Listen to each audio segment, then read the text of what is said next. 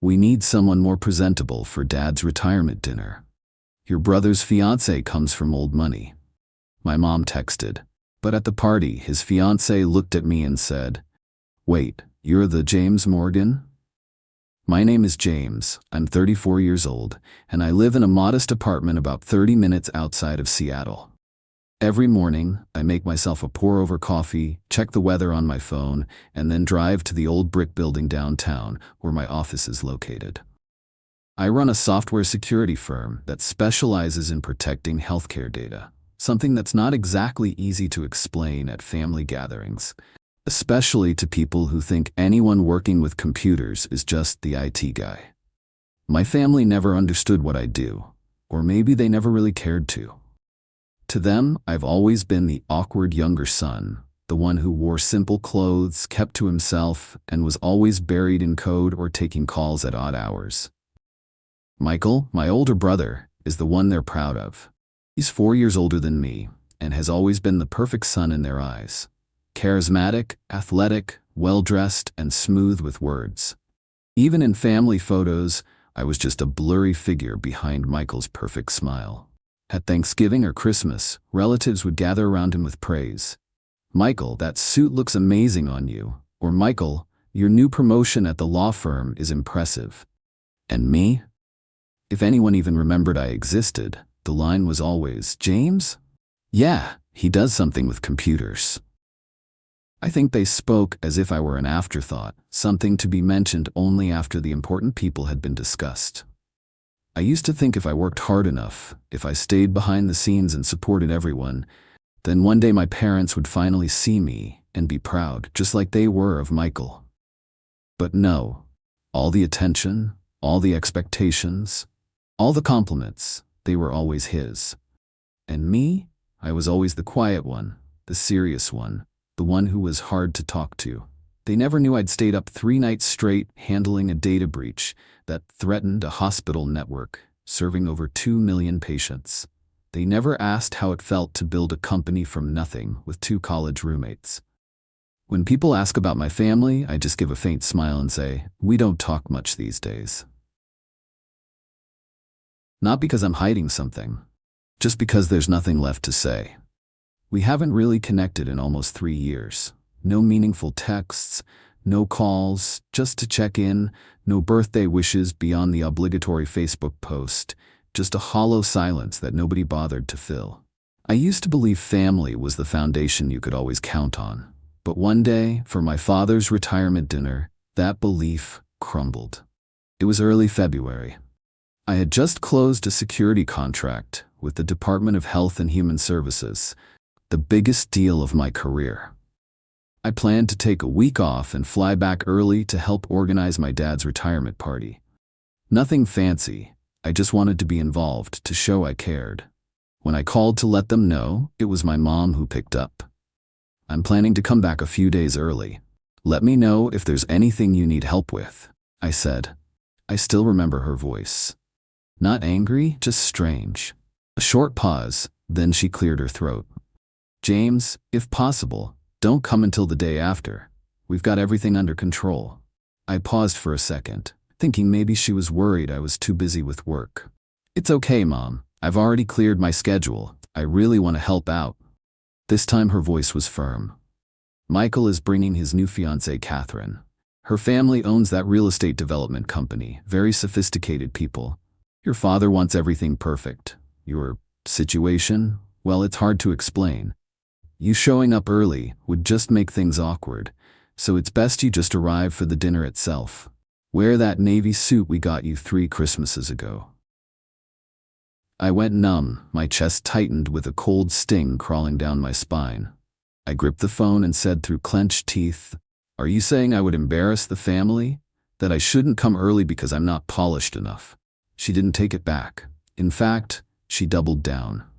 "James, this is your father's big moment. If you can't understand how important appearances are right now, then maybe you shouldn't come at all." Then she hung up. No hesitation, no second thoughts. My apartment went eerily quiet. The coffee mug in my hand had gone cold. I stared into empty space like the world had cracked open with a single sentence. I didn't cry, I just sat there. And for the first time in my life, I realized something. I was no longer part of the family I had tried so hard to support. I sat there in my familiar office chair, winter sunlight streaming through the blinds, unable to warm the chill inside me. My mother's words echoed, clear and final. Maybe you shouldn't come at all. I looked down at my hands. My fingers trembled, not from anger but from something deeper, the breaking point. I had always thought that even if I'd never be loved like Michael, at least I was still their son. Turns out I wasn't, not when it mattered. I stood up and walked to my desk.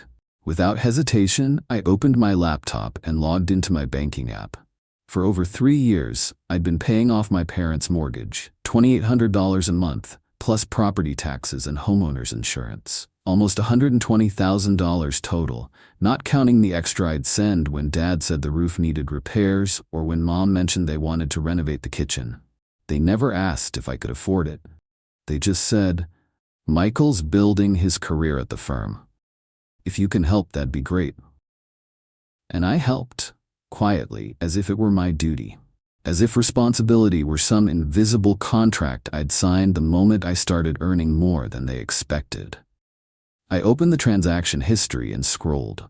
The total popped up, $170,342. My heart sank, not because I regret it, because even after all of that, I was never enough. I hovered over each payment. Mortgage, property tax, insurance, click, then another. Notifications popped up, auto payment canceled successfully. No alarms, no warnings, just silence. Just like how I'd always existed in my family. That night I couldn't sleep. Not because I was angry, but because I kept thinking about how everything unfolded, about what my mother said, about how my entire family was willing to cast me aside just to impress Michael's new fiancée, a woman I hadn't even met. I'd been compared all my life. But this was the first time I was publicly rejected, as if my existence was an inconvenience. My father's warm-up gathering for the retirement dinner came quickly. I didn't call to check in. I didn't offer to help with last-minute preparations. I didn't even confirm I was coming. Not out of spite, but because I couldn't pretend anymore. At exactly 6 p.m., as I sat on my balcony reviewing a contract, my phone buzzed. It was my dad. I stared at the screen for a few seconds, then let it go dark. A message came right after. "James, the mortgage payment is 5 days late. The bank called. Can you take care of it? Your mother's worried about our credit score." I sat in silence, eyes fixed on the Seattle skyline. No anger, no pain, just an eerie calm. They didn't ask, "Are you coming tonight?" Not a word about the phone call. They just wanted me to do what I'd always done, solve the problem. Then came a text from Michael. "Dad's party starts in 2 hours, and Mom's freaking out about the mortgage. What's going on?" I picked up my phone and typed, "3 weeks ago, Mom told me maybe I shouldn't come to Dad's retirement dinner because I'd embarrass the family. I'm just doing what she asked. If this is inconvenient, maybe find someone you're not ashamed to introduce." I didn't send it. I deleted it. Not because I regretted it, but because I knew no matter what I said, they'd only hear what suited them. I set the phone down, leaned back in my chair, and closed my eyes. My apartment was still and quiet. No judgmental looks, no backhanded compliments, no demands. The next day, Michael left a voicemail. Dad's night was almost ruined because of the mortgage thing. "Do you know how important yesterday was? Catherine's parents were there to meet the family for the first time, and Dad had to take a call from the bank in the middle of gathering. You're so selfish."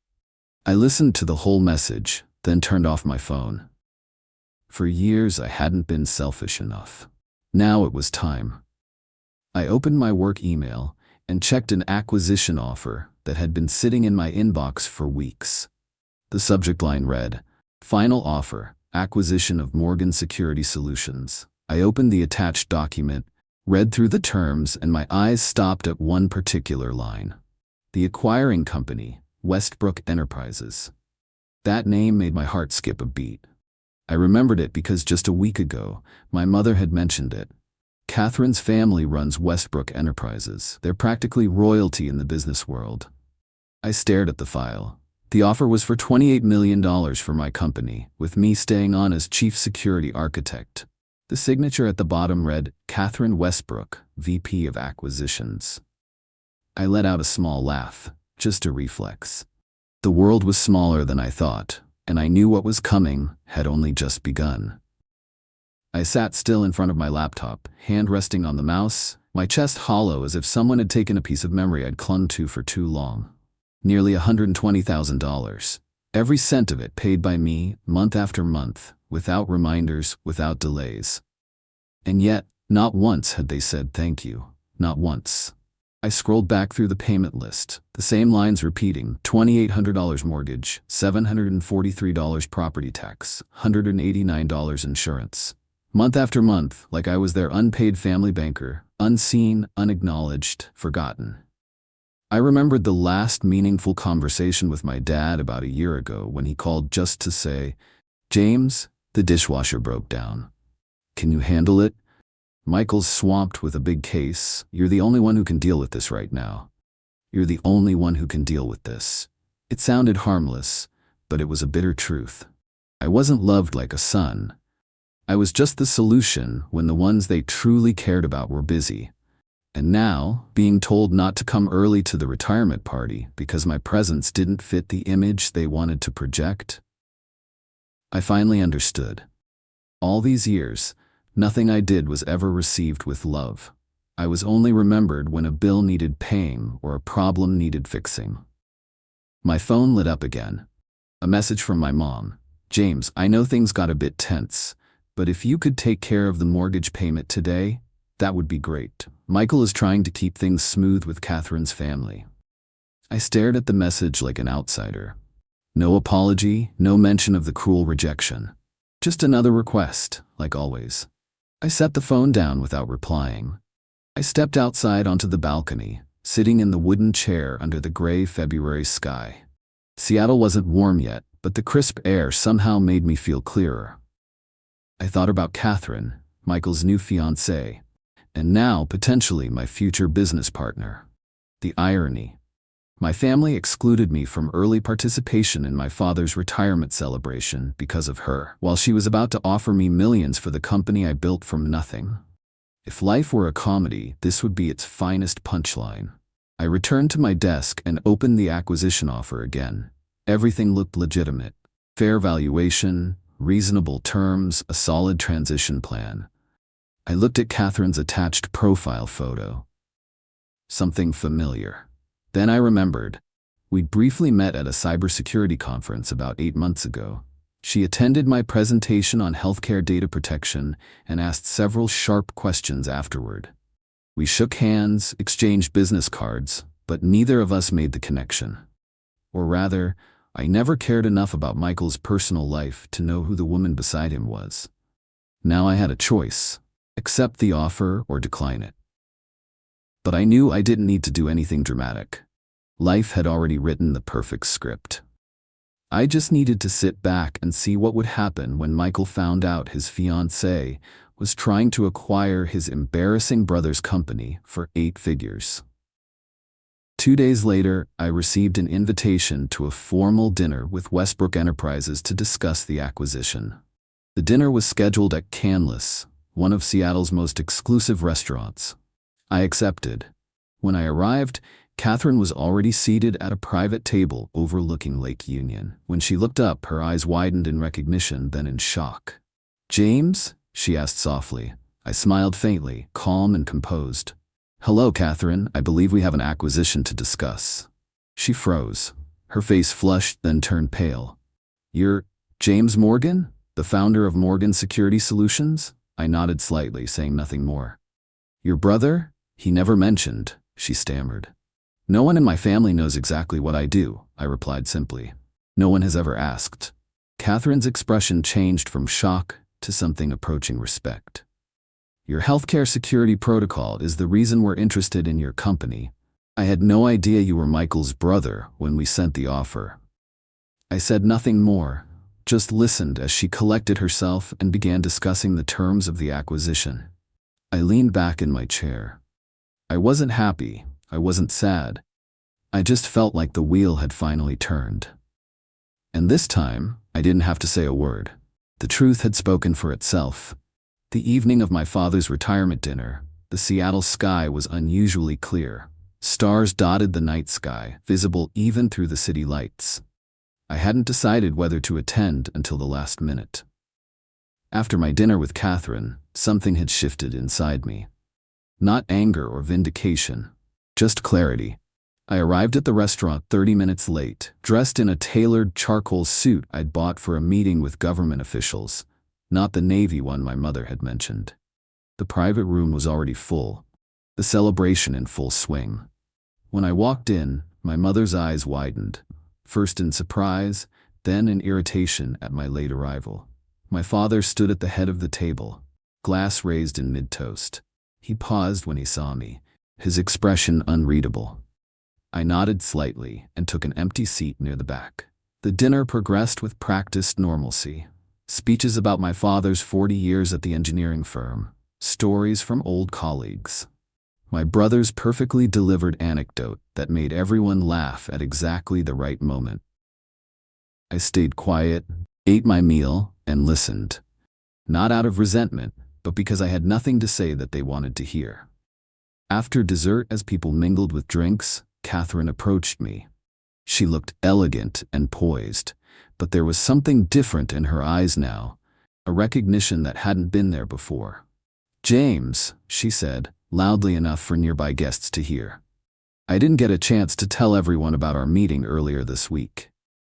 Several heads turned, including my parents and Michael. "I'm so excited about our partnership," she continued. "Having Morgan Security Solutions join the Westbrook portfolio is going to revolutionize our healthcare division." The room went silent. My mother's champagne glass froze halfway to her lips. My father stared, confusion written across his face. Michael looked between Catherine and me, his expression shifting from puzzlement to disbelief. "Wait," my mother finally said. "What partnership?" Catherine turned, surprised. "Westbrook is acquiring James's company," she said, as if it were common knowledge. "He's built one of the most innovative security systems for healthcare data.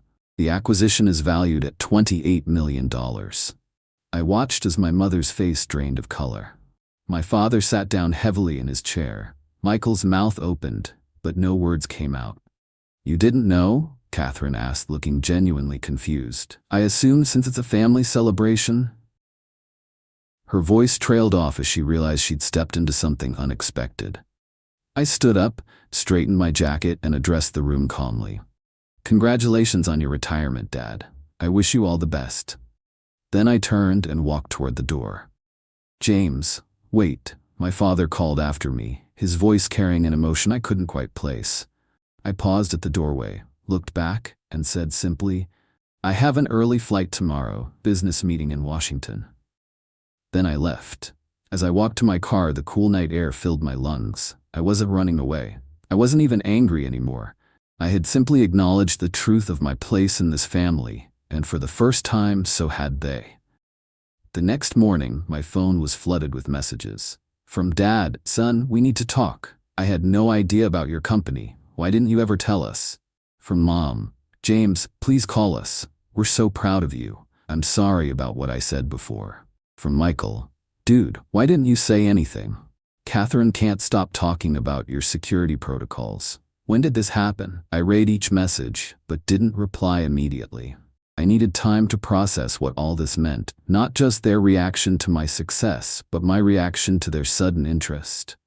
Around noon, another message came in from Catherine. "James, I inadvertently caused quite a stir last night. I apologize if that made things uncomfortable. For what it's worth, your family seemed genuinely shocked and impressed. Our offer still stands, regardless of any family connections." I appreciated her professionalism. At least someone was being honest about their intentions. That evening, as I packed for my flight to DC, my doorbell rang. I wasn't expecting anyone, and almost ignored it. But something made me glance through the peephole. My parents were standing there, looking smaller and older than I remembered. I stood still for a few seconds, letting my mind catch up with what I was seeing. My mother clutched her purse tightly, her face tired. My father had his hands in his pockets, his shoulders slightly hunched, eyes fixed on the ground. I opened the door and said nothing. "Hi, son," my father said first, his voice rougher than usual. "Can we come in and talk for a bit?" I silently stepped aside to let them in. No hugs, no warm greetings, just a heavy silence stretching from the hallway to the living room. I offered water, set down 2 glasses, and sat across from them. My mother glanced around the apartment, simple, tidy, and completely untouched by any presence of my parents. My father spoke first. "About the retirement dinner. We had no idea about your company, your success." I stayed quiet. He looked at me, then continued, slower this time. "Maybe we've been a little blind. Michael's always been more vocal about his achievements, and you've always been so private. Your mother and we thought you were still finding your way." I still said nothing, just nodded slightly. I wanted to see where they were going with this. I was used to the long build-up before they got to what they really came for. Just as I expected, my mother jumped in right after. "Well, we actually have a proposal." She hesitated, then placed her purse on the table and pulled out a folder. "We've thought it through. Since you're doing so well now, we wondered if you might consider helping with our retirement fund. The mortgage payments have stopped and we're worried about making ends meet." I looked up at her. She continued, "Nothing too much. Maybe just a small investment account. Your father's pension isn't what we expected." My dad jumped in, as if afraid I'd misunderstand. "It wouldn't be charity, James. We'd pay you back eventually when we sell the house." I sat up straighter and kept my tone steady. "What about Michael?" My mother hesitated. "He's planning a wedding now, and with the partnership track at his firm, it's just not a good time to ask him." I let out a soft laugh. Not out of bitterness, just because it was all so familiar. Michael was always the one who couldn't be pressured, and I was always the one who could handle it. I looked directly at them. "I'll think about it. But first, I'd like to understand why you never asked about my work, my company, my life, why it took Catherine Westbrook to make you see me." Silence filled the room. My father shifted uncomfortably. My mother looked down at her hands. "We always thought," my father began, then stopped. "Michael was so easy to understand. His work, his life, it made sense to us. But you, with your computers and coding, it seemed so abstract." "You never tried," I said simply. "Not once in 10 years did either of you ask me to explain what I do." My mother's eyes welled with tears. "We're sorry, James. We truly are." I stood up, walked to the window, and looked out at the city lights. "I'll help with the retirement fund." I turned to face them. "But there will be conditions, a proper financial plan, regular meetings with an advisor, and something else." They waited, expectant. "I want us to try again. Real conversations, real interest, not just when you need something from me." My father stood, nodded slowly. "We can do that." As they left, there were no dramatic hugs, no tearful reconciliations, just a quiet understanding that something had broken long ago, and fixing it would take more than one conversation. After they were gone, I returned to my packing. The acquisition offer from Westbrook sat on my desk, still unsigned. I wasn't sure if I would accept it yet. Part of me wondered if Catherine's interest was genuine or if family connections were now influencing business decisions. I decided to wait, to see if my parents' newfound interest in my life would last beyond their financial needs, to see if Michael would call me directly instead of just texting, to see if the family I had always hoped for could still exist. A month later, I found myself sitting across from Catherine in a downtown coffee shop. The acquisition had been put on hold. My decision. I wanted to be sure it was the right move for my company, my employees, and myself. "Your security architecture is still the best I've seen," she said, stirring her latte, "regardless of who your brother is." I nodded. "I appreciate that, but I needed to be sure this wasn't complicated by family dynamics." She smiled slightly. "Honestly, when I realized you were Michael's brother, I almost withdrew the offer. The last thing I need is my future in-laws thinking I'm mixing business with family." I found myself laughing genuinely for the first time in months. That makes 2 of us being cautious then. For what it's worth, she added, I think your family is starting to see you differently. Michael talks about you more now, asks questions about what you actually do. He's trying, in his way. I took a sip of my coffee, considering her words. It shouldn't have taken $28 million for them to see me. No, she agreed. It shouldn't have. As I walked back to my office after our meeting, the early spring sunshine warmed my face. I thought about the path ahead, with my family, with my company, with my life. Things weren't magically fixed. My parents still sometimes fell into old patterns. Michael still occasionally took center stage at family events, but something had shifted. The mortgage payments remained stopped. The automatic transfers were not restored. Instead, I had helped set up a proper retirement account for my parents, one that came with quarterly family meetings where we discussed not just money, but our lives. My mother had finally asked me to explain what my company did, sitting patiently through my description of encryption protocols and data security frameworks. My father had visited my office, meeting my team, seeing with his own eyes what I had built. They were trying. It wasn't perfect, and maybe it never would be. But it was something. If someone were to ask me, James, do you regret not helping your parents when they first asked after discovering your success? My answer would be, I regret that it took them so long to see me as more than just a solution to their problems. Because real family is where you're seen as a whole person, not a wallet, not a backup plan, not the reliable son who will always say yes when everyone else says no. I know my story might be hard for some people to accept. In our society, refusing family duty is often seen as cruel. But try stepping into my shoes. The son who was shut out for not fitting the image they wanted to project. The one who paid a mortgage in silence and never once heard, "We're proud of you." I didn't choose family in the traditional sense. I chose myself, and in doing so, gave my family the chance to choose me for who I really am. Not what I could provide, but who I am. What about you? Do you think I was too cold? Or did I finally learn how to love myself at the right time? James's story reminds us that no one is obligated to sacrifice themselves for relationships that carry the label family but lack respect. When you learn to set boundaries, choose self-worth, and stop letting your kindness be taken for granted, that's not selfishness, that's growth. James didn't seek revenge. He chose dignified silence and let his worth speak for itself. And sometimes the firmest action is simply standing in your truth, the very first step to real peace.